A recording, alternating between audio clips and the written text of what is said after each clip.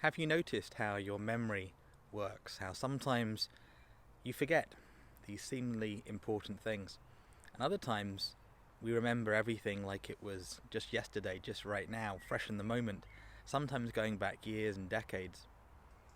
Why I'm bringing that up, I was doing some research looking at some of the history. Someone had never actually heard before about how we've become where we are today in 2020, looking back at things that happened in the early 1900s and before.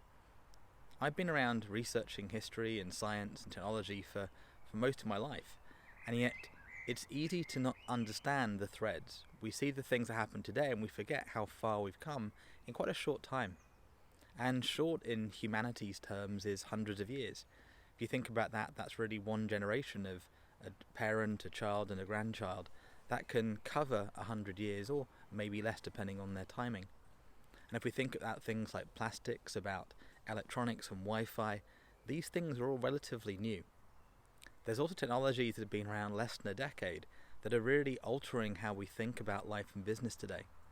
And so it got me thinking about how much myself we live in these sort of short compartments. We speed up the time we focus on, and how easy it is to forget these bigger cycles that can happen sometimes thousands of years, 10,000 years and beyond. But that's not often how we're imagining. We tend to imagine in our own lifespans and almost in those phases that work for us. And often that is a yearly cycle. We're sort of present to that annual flow of, oh, it's winter again, summer again. Those cycles we can see. And as we head into summer here, it's a gorgeous warm May. It's easy to forget where we were in March or January just a few months ago. I don't mean that take it lightly, I just mean that it's easy for the memory to play tricks, to bring to mind those things that were painful and hard, and forget the things that were sort of normal and grateful.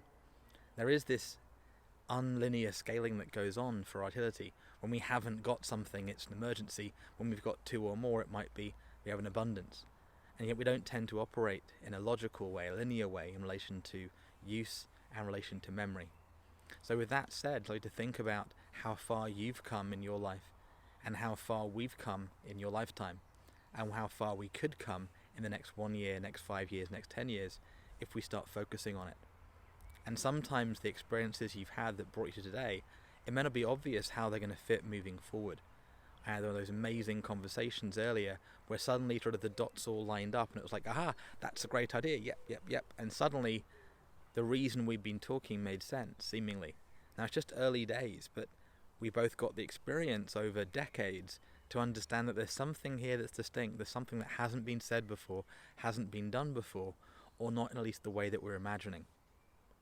And yet sometimes that's the very thing that can open something up, looking back at what was done before that isn't being done today. The lessons we can learn from history, learn from the experience of ourselves and others, and then bring forward to pay it forward and help other people.